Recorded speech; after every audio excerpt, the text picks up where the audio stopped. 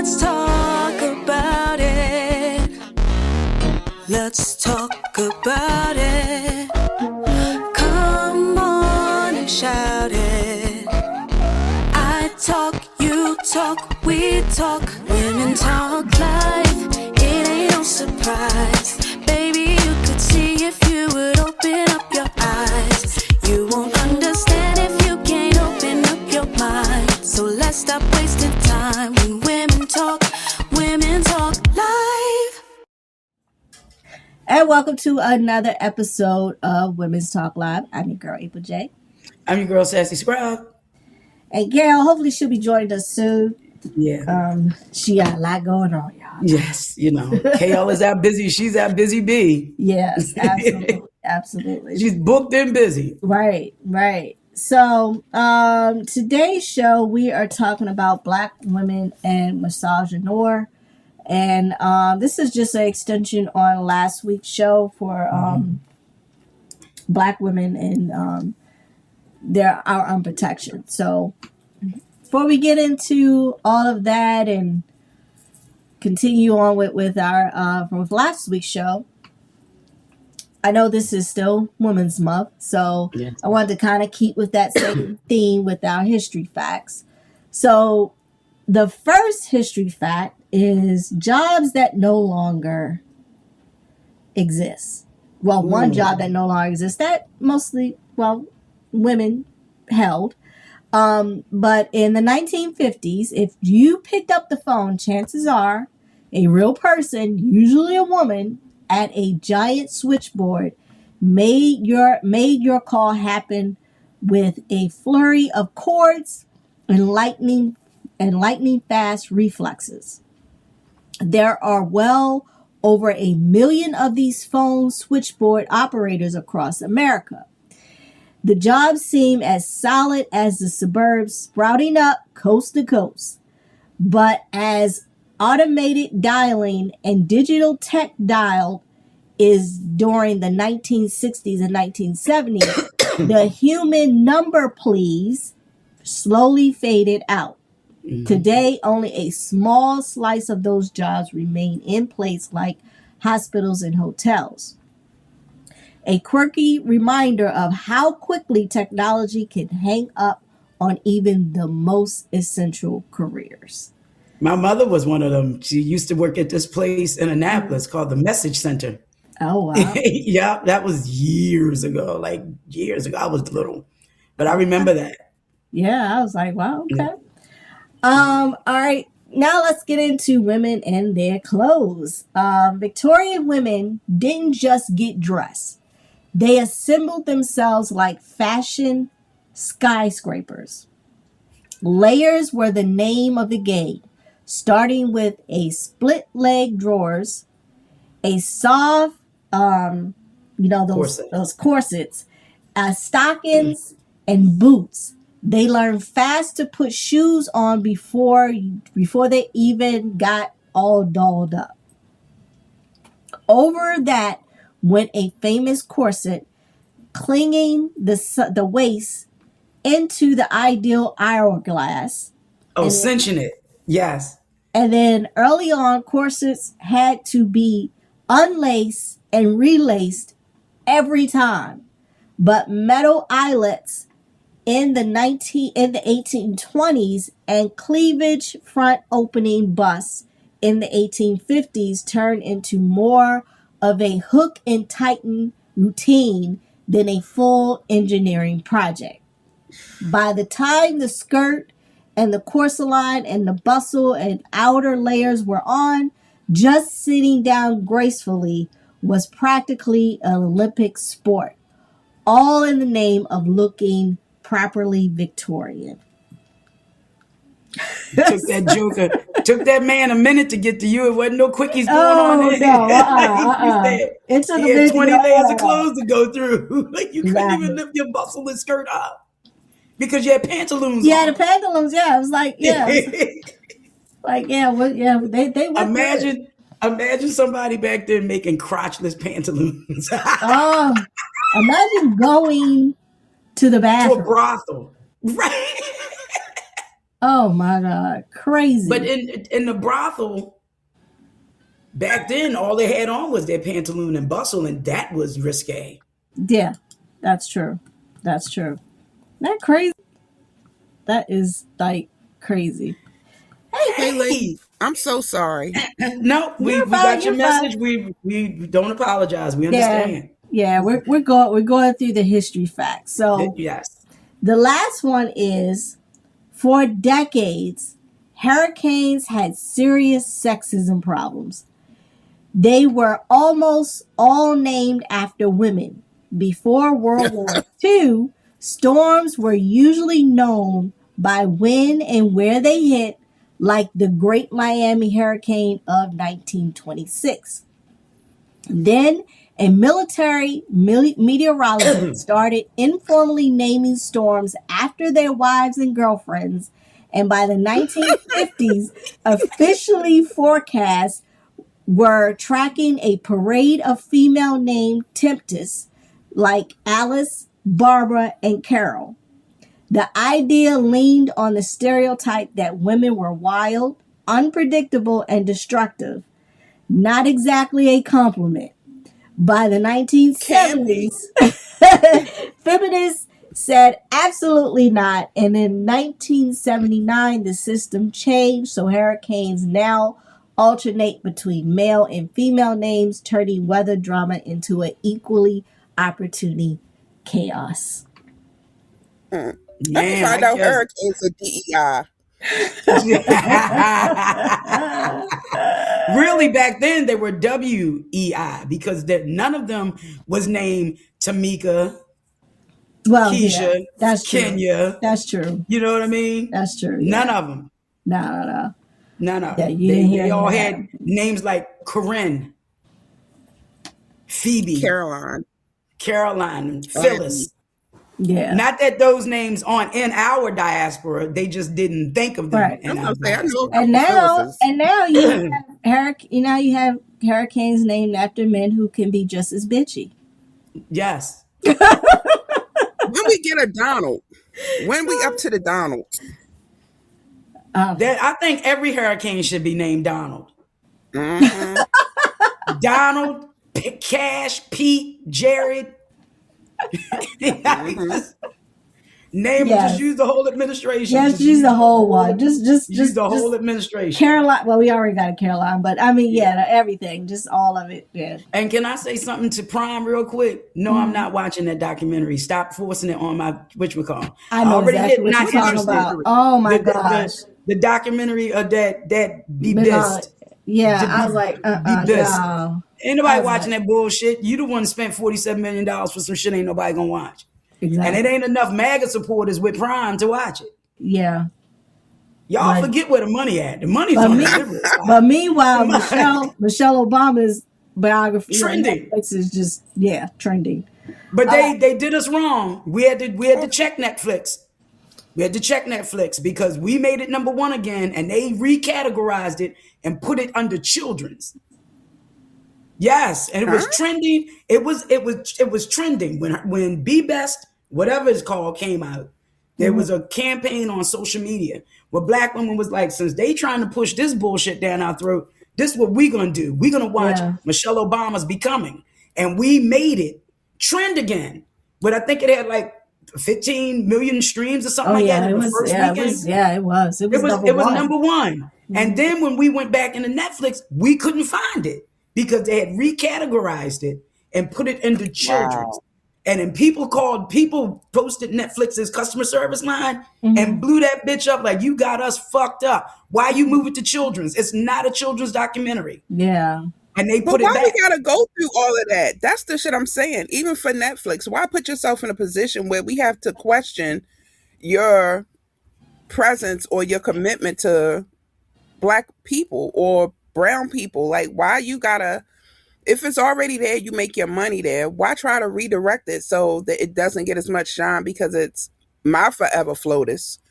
Right. I'm just saying, like, This I ain't don't our, because the three of us agree that is our. Absolutely. Absolutely.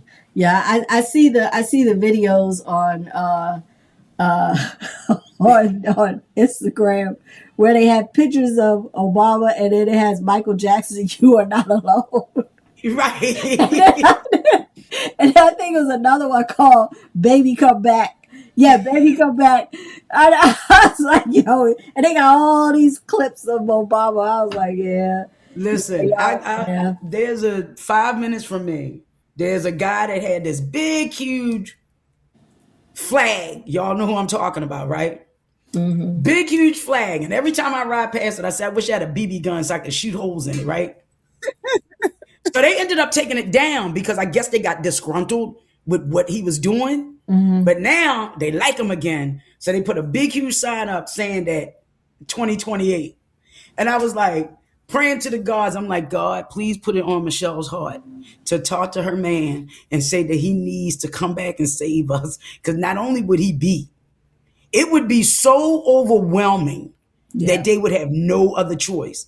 But she ain't trying to go I through don't that. think Then so. she like, fuck y'all. I don't He's, think he so. he even said I think the he country said is so divided, and I think that people are so enamored with this whole white revisitation to the olden times when even poor white people who didn't have what educated black people had, like that sense of jealousy and entitlement, that's something that's psychological. Like, we're not just talking about the superficial layers. We're talking That's true. about people who are now being traumatized because they were told their whole life that you're better than this other set of people. And you find out in your day to day, you find out in your personal relationships, if you've ever been involved in any with any of them, that you're not, that you are, you're the tail and not the head in some cases necessarily. And Right. that's hard to fathom, especially when you're told they made Jesus look like you. Do you see how deep that goes? When they took the Bible that you're supposed to cherish and live your life according to, they took that and bastardized it to the point where the information is there. You just can't even read it and Nope. visualize that this man with copper hair and feet like burnt brass was not blonde hair, blue eyes. He was supposed to look like you, and you aren't where you feel you need to be. And that has to be traumatizing. That has to be a burden to say, okay, well, I'm told, Jesus is look like me and the world is geared towards me and I have all this privilege and I have nothing. Like, that has to have some type of traumatic effect. So, yeah, I don't know about Obama winning a second term because people are so inundated with this whole I'm better than, and eventually the tide will turn and some of that money will trickle down to me because I'm a cisgender white male.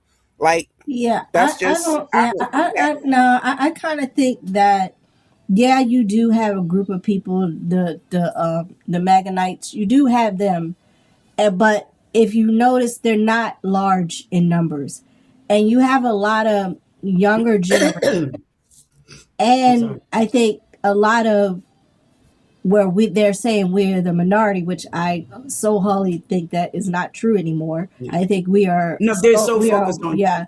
I think that if Obama did, I think that overwhelmingly people will, because I don't think Trump really won.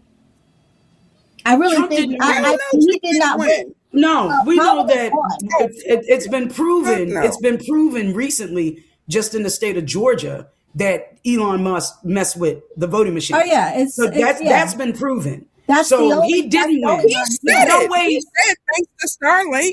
he Yeah, did. He said it yes. himself. He He said But thanks he to said, absolutely Starlink. did. but he said it before he won. He said, "Vote for me this time, and you'll never have to vote again." And people just didn't pay attention to it.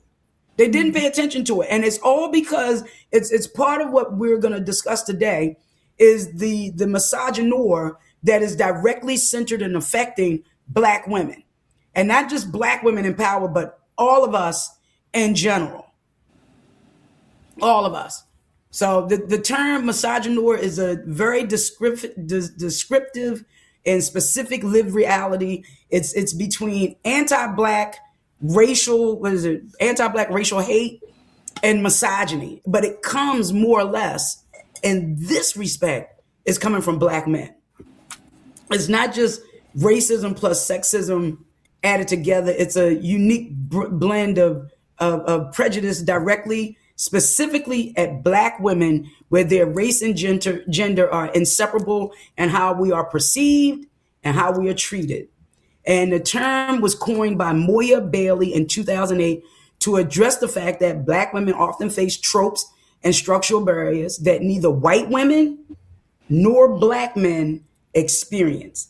So the first time I heard the term misogynoir, I was like, huh? And I had to really look it up to understand what it was, because we know Noir is Black. So they just put that the word misogynistic or misogyny, and they just added the Noir on it. And it kind of makes sense when you I see like some the of the word. things. I like the word. I knew you would. But when I saw that, I was like, I knew she would like that. I knew she would enjoy that, right? So let me see. When we look at that, last week we were talking about how Black women are unprotected. So it does touch on the fact that it is in the healthcare field, which we touched on last week. But what we didn't get to last week, we're going to talk about today. So remember when Michelle Obama gave her one of her most famous speeches, and she said that for the first time in my life, I am actually proud to be an American, and white people lost their rabbit ass mind. And they said that she came across as an angry Black woman. And we all know, Of course. in corporate America, Anytime we show any disdain, that's what we are. right? Any sense of passion, any sense of conviction is seen as Disagreement with anger. the status quo. Yes, it's seen as us being angry, and it's a trope used to dismiss legitimate grievances or professional feedback as aggression related to Black women. I know I talk like this. I lower my tone. That's soft voice. I soften my voice, because first, I'm a dark skinned Black woman. So I'm already seen as aggressive. April, you may not be seen as aggressive because of the Oh no, complexion of your skin. I see Till she opened her damn mouth. there is a pause Yes. sometimes when Yes. do discuss. You do have some that are a little bit more conversational with me, Yeah. but then you do have those that are a little kind of like, okay, it's kind of like, I don't want to say the wrong thing. I don't want to say it in a way. Right. And, and where I sit is two other Black ladies that sit next to me. And even with them two, it's different, because the lady that sit next to me, she's brown skinned. The other lady, she's light skinned. But I notice when they do come over to us, outside of the guy who runs the place, he's just crazy. He's just a crazy white man. But I do notice that they kind of like, huh?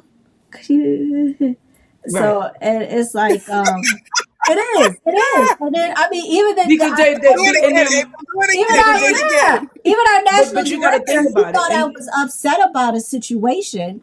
So when he came to me, it was kind of like, hey, is everything good? And I was like, hey, how are you? Oh yeah, everything is wonderful. And immediately it changed how he, because he Approached you. didn't know whether or not I was angry or whatever. And I said to myself, no matter how angry I get, you will never know it. No, Now, never. you will never know Not- if I'm no angry, margin if I'm for upset, that. but I don't forget shit. Let's be clear. I don't forget shit.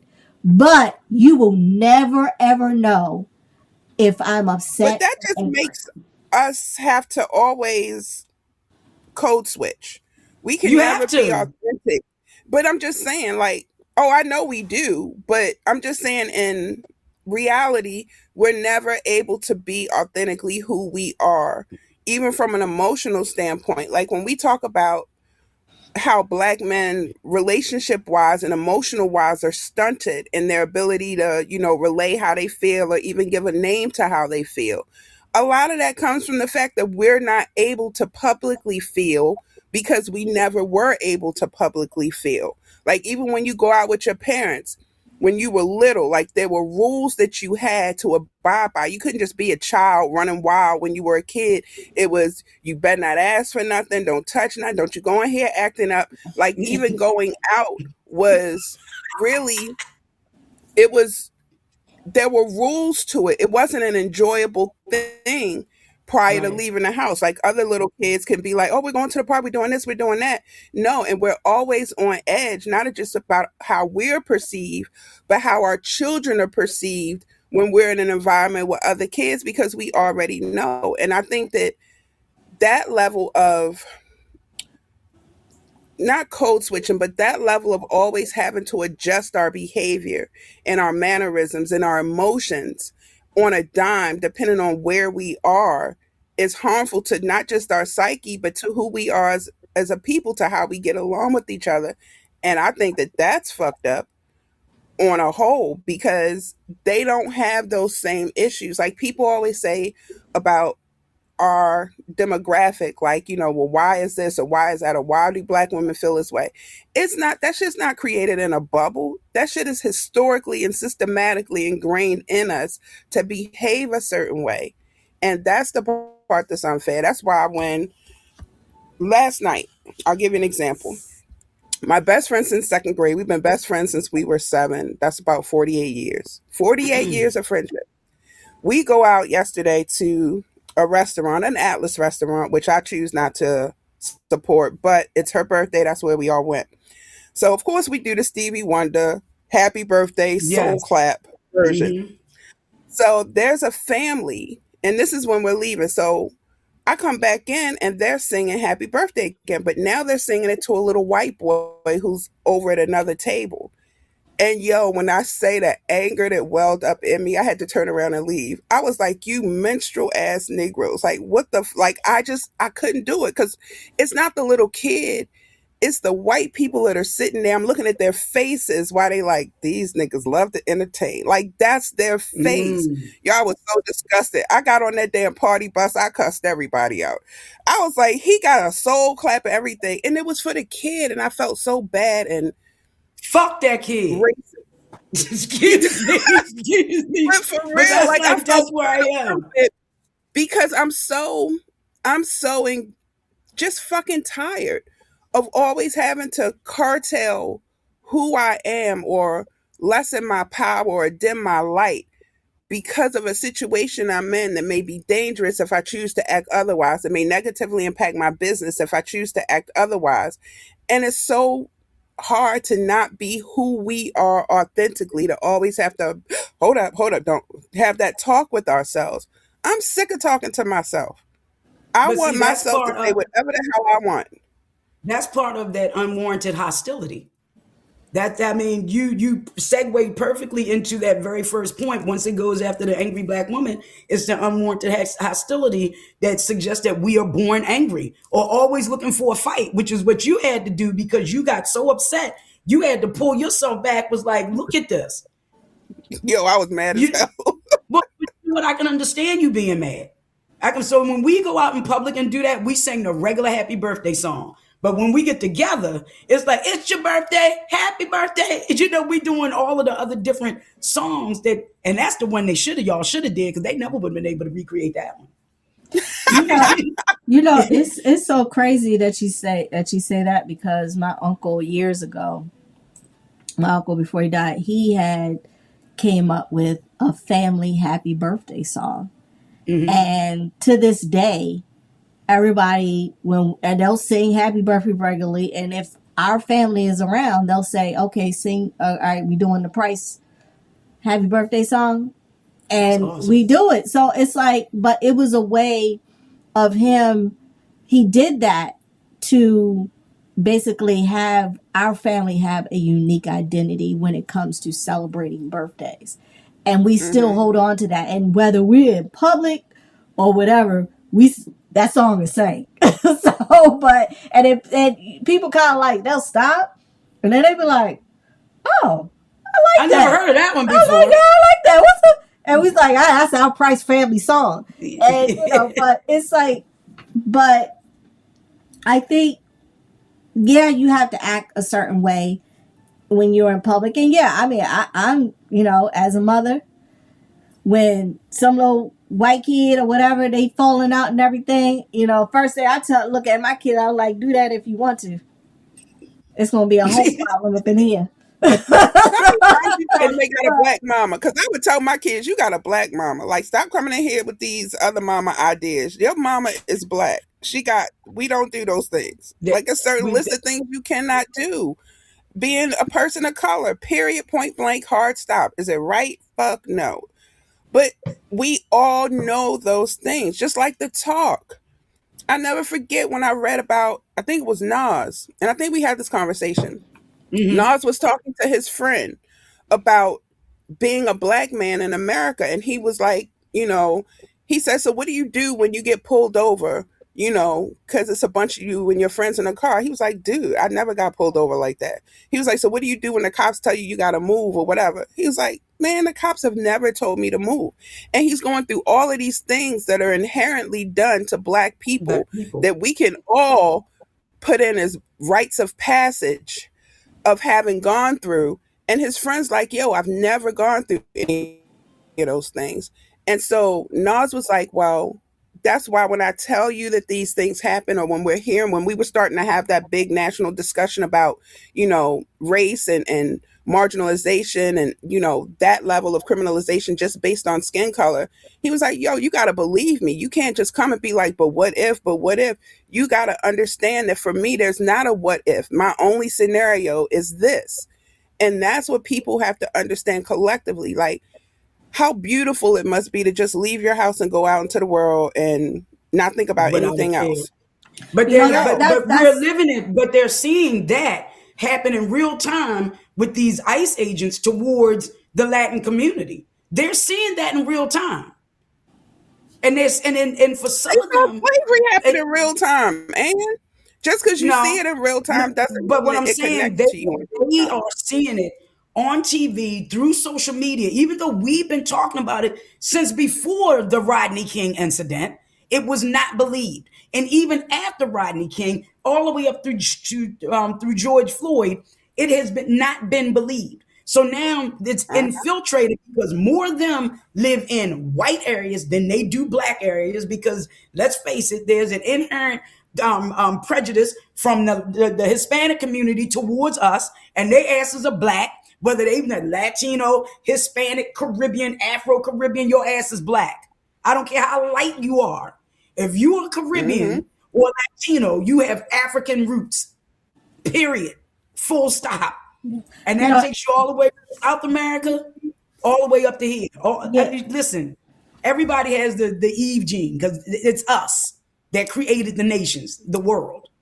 Yeah, it's interesting that you say that, because it is coming out. Because I remember watching the Housewives of Beverly Hills, and Gabrielle was it Gabrielle? Yeah, Gabrielle Bouvet. She's not on there anymore.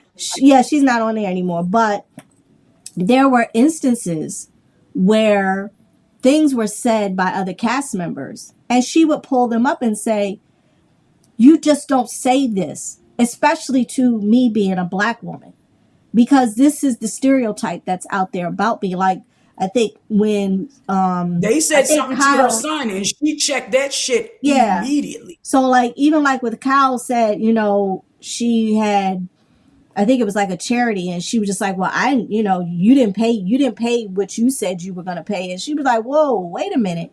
She was like, I got receipts of what I paid. And then she kind of like, blamed her. And then you saw her sitting down with her and saying, listen, she was just like, this is what you don't do. Because we have a stereotype that black women that black people don't pay bills, or we don't pay our, she was just like, and you knew good and well that I did. She said, and I even showed you that I paid.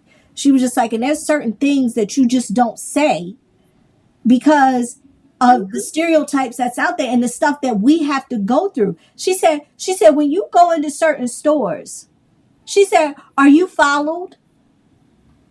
And then she was just like, like, well, no. I mean, why? She was just like, she says, do they ever look at you like, you can't, why are you in here? What, you can't afford that? Mm-hmm. or Mhm. they're telling you what the price is. She was just like, and then she was just sitting there. She Yep. was like, well, no, she was just like, I have to go through this every single day that I go into a store on Beverly Hills or in a high end Dale store, Drive. and Yep. I'm on, and she said, and I'm on TV just like you. And she had to sit There down. you She had go. to apologize to her for that. Mm-hmm. And even with, I think it was Dorit, same exact thing when she called her, "Why are you so angry?" And she was just Yep. like, "Wait a minute, what?"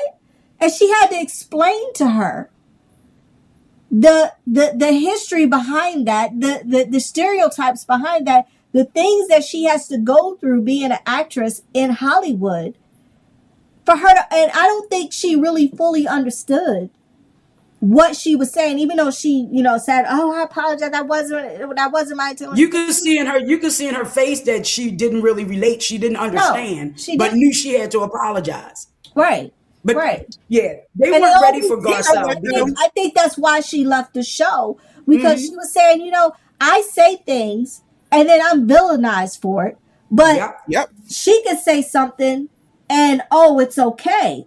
She was like, in what world does that work? Don't work for Yeah. And me. you know what's funny? Yeah. I was just telling somebody, I was like, when white women have been virginized so much that anytime, like, I think what did I think I said it to y'all about how white tears equal black blood. When white Yes. tears are shed, black blood is shed. And that whole I can do what I want and be a victim, that's the biggest bullshit ever. Like that alone right there. Oh my God. I think that that bothers me more than anything. More than anything. We were in That Burlington, and this, you know how the line, you got to come through an aisle to where they have no. the little stuff for sale, like your point of sale. They want you to grab right before you get to the register. So it's like a little maze that you have to go through before you can Yeah. check out at like a Burlington or Marshalls. So I go through the line, and by the time this lady, older white lady, comes in the store, so I'm just waiting for the lady to finish so I can go up to her thing. She walks straight down the aisle of registers to the register and puts her stuff up. So I was like, excuse me. So the lady's black that's going to wait on her, and she's looking at me to say something. I was like, excuse me, that's, I'm next. This old white lady going to say, well, you wasn't in line and you wasn't here. Hold the fuck up a minute. I was like, first of all, you came in, and I know I have to be a certain way when I'm in Oh, public, fuck especially if that. I'm I'm wearing, going full girl on especially, that hold shit. on, no, hold on, especially if I'm wearing my brand, this, Oh, my okay. business Okay. and Okay. stuff. Okay. So I'm Right. like, yo, I couldn't hold it in. I was like, excuse the fuck out of me. You came in the wrong line and such and such. She was like, and she looked and she was like, oh, I did. I'm wrong. I'm sorry. I started this wrong, didn't I? I was like, you sure the hell did. She was like, I'm sorry, but you got me straight real quick. You did right. Thank you. Thanks for getting me corrected. Yo, when I say it was like a pressure cooker and somebody took the top off, I was still seething, but it was slowly. I was like, I was like, I gotta get the fuck out of here. Cause And then I'm like, we could go there, me and this little old white lady. And I'm like, you would get beat for the ancestors. That's how angry I can get sometimes when I'm out here and I see all this shit that goes on, and how even the stuff that goes on with ICE. And then I go into Lexington Market or I go downtown Baltimore and I see these people just living life like it's no problem. They are not worried about ICE running up on them. They're not worried about the police harassing them. And I'm just, yo, when I say the level of anger it gave me, I had to literally go to my car and call and be advised to just go home. Like, just come home. Your day is already blown. Like, if you're holding that much anger towards what you see. And I just been down to the immigration court where they called the young guy that works for us down to immigration with his whole family. No food, no water. He got to bring his family, his infant child. I'm like, yo, the way that you treat people and the way that you act like you don't see how these people are treated, that shit is what pisses me off. Like, you they so don't care. oblivious to the pain of other people. Yeah, yo, that just bothers me They so don't much care. that you could be so Be- lax.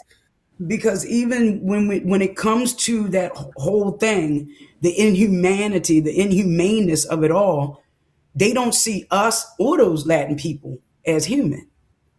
So they feel like Yo, they can subject us to that. But that attitude that you had, that's what they call the attitude and the hyper expressiveness, where it's like, we're depicted in the media with those physical cues as the neck rolling, the finger snapping, or the eye rolling.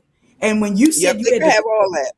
yeah, They can when you have all said that. that, the way in which you said that it was like a pressure cooker, where you Mm. literally had to talk yourself down because they think that we're Yo, incapable of being, professional and communicating calmly. You were extremely hyper aware, one, of your brand, that you were wearing it. We know we live in a cancel culture. We know nowadays people would do a deep dive. They'll find out your company name, when you started, what your education is, where mhm. you live, how many kids you have. So there's a lot of things we got to be a little bit more cognitively aware of, when we go out here. But you're not stepping in front of me. You just not doing it. The other physical trope that they have towards black women, and I know we're running out of time, is it is that we are hyper independent, and they see that hyper independence as aggression. I saw this thread post the other day where this dude was talking about how much money he made, and why would he go for a woman our age per se when he could get himself a younger woman to give him all of the things and the qualities that a woman our age who is bitter. Who the It fuck all is wait a better? minute, wait a minute. He said we were bitter. Now we're talking about, this is the misogynoir, that he's saying that black women are bitter, black women are controlling, black women are oh God. He didn't use aggressive, he used something like confrontational. Confrontational was the word that he used. He said when he can go and get himself a younger, softer, more malleable woman, Malleable. There you go. a more There you malleable go. woman. Because, girl, all I can say is I went straight to the comments. No, I went straight to the comments with my tea because they ate his ass up. And because he was saying, if I'm 40 years old and I make $500,000, and girl was like, I looked at your profile picture, you barely look like you make $500 in a week, let alone a half a million Ooh, dollars in a Wow. year. But it's those types of statements that black men are co-signing. You don't see other groups. Well, now you do.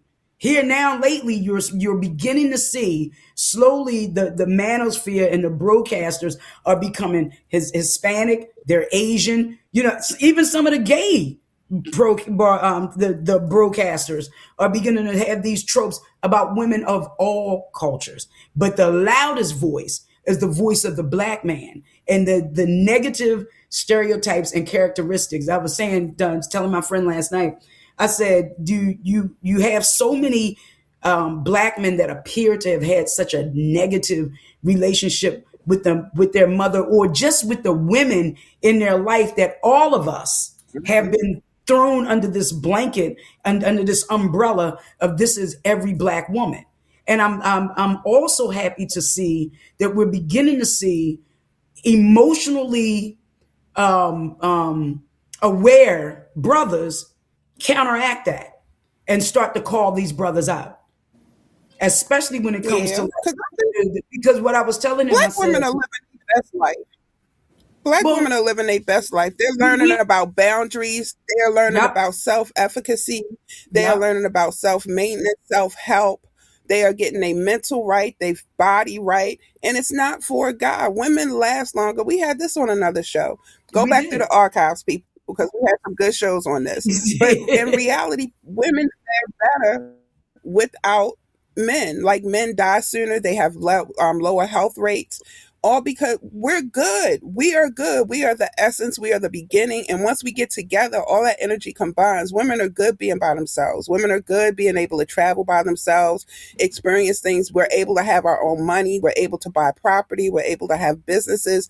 We're able to raise children and have men around that are role models so that young boys and young girls can have that positive male role model influence without having to be in a relationship where you feel you're invalidated or abused or whatever just so they can have a man in the house. Like, times are different. And I think that us being able to be self-aware and self-maintaining is difficult when everybody had us underfoot for so long. It's kind of like, Yeah. when Atlas lifted the world, like just watching it raise. That's how I look at black women. I look at us like Atlas. Just give them But the some last, braids and some top. I'm gonna just skim through the, I'm gonna Yeah, skim we through the gotta last wrap up. three. We gotta wrap up. The last three is the hyper independence or aggression because black women take charge. If we didn't see something that needs to be done, we do it. And black men will look at that and say that we can't be submissive. We haven't allowed to be submissive when we have to be the breadwinner and raise the children and make sure that everything is good. The other one is that lack of vulnerability, that they're saying that we're never allowed to be sad, hurt, or exhausted. And we've all been there where sometimes we got to go in the room and cry by ourselves so that we don't upset the rest of the house, so that they don't know, especially when you're single parents. You got to give that air of being put together, you know what I Yep. mean? So that the house will maintain standing. Because if you crack, everything else is going to crumble. That's true. And then the irrationality, and I know I get this because I am loud, but it is the loud label. That we are loud and irrational. So, and then the last one, and this is the real big one, because the other ones we talked about medical bias last week. We talked about the professional and digital spaces last week. But the next one is the strong black woman, and it's not a compliment. It makes it seem as like we're superhuman, like we don't feel pain, like we don't need support, which it leads us to being burnt out, which we've all felt at some point, and neglect. And the last one that I remember being called when I was young, when I wore this really, really, really, really, really short dress to church, is the Jezebel. The Jezebel. So it's a historical trope. It's a historical trope used to hypersexualize black women, often used to justify violence or dismissive claims of harassment. So it's a If they lot of could see things you that. now or hear your point of view now. Oh wow. Mm. Look, I can't even tell you what I said yesterday, but I was a contrarian growing up. I deliberately wore little short. I deliberately Contrarian wore now. That's little what I love short about you. skirts. I would wear the short skirts just to see That's how what I many love men I about could get looking, walking up and down the aisle as I went to put money in the plate. And I used to bounce. Ow! Couldn't tell me nothing. My mother was like, "Don't wear that shit no more." I said, "Yes, ma'am." All right. All right. So last week, our poll question yeah. was: have you ever felt unprotected, either personally or professionally? 67% said personally, and 42% said professionally. Only 42%. I thought that would be higher, Yeah. Yeah. especially I think professionally. I can't think of any job I've ever had that did not occur.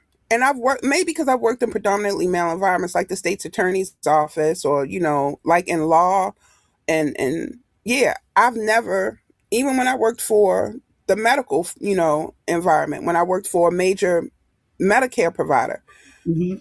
it's always something inappropriate. Like, I don't think, and that's the part that's scaring me now, is that I don't think people really understand what's inappropriate. For a man to put his hand on the small of your back that doesn't know you to open a door for you, that's inappropriate. Like, only thing he got to do is open the door. He wouldn't do that to a guy. You don't have to tell, especially if I don't know you, but you want to open the door for me to walk in, but you got to touch the small of my back to guide me in. Like, I don't know how to walk in. Those things are micro sexual. That's aggressions. I remember getting in the elevator. I had this dress on, and I remember going into work, and I got in the elevator, and the guy in the elevator with me looked at me, and he looked me up and down, and he said, "What you trying to do?" And I was like, Oh. "Excuse." I said, "Excuse me." You know exactly what you're doing. And that day, every brother in that building walked past my desk. Every day. And I pulled his ass up. I said, "I know what you did." And my girlfriend was in HR, and I went straight to her. I said, you need to get them straight before I go to the ombudsman. You need to get them straight. I haven't heard that word in years. I used to be an ombudsman. Yeah, we still have I've one. never heard that word really in decades. Yes. And I would have. But yeah. And I don't want to get brothers in trouble, but what you did, going around telling all the brothers, in trouble. Yeah. well, I don't think we should hold people Hold everybody accountable, man. Yep. Yeah. Period. All Especially when right. it comes So to this stuff week's like poll is: have you ever felt judged or disrespected because you are a black woman? So that's this week's poll. that. Just gave you my example. Yeah. Mm. All right. So Great show, my ladies. my final thought for today is the only time a woman is helpless is when her nails are drying.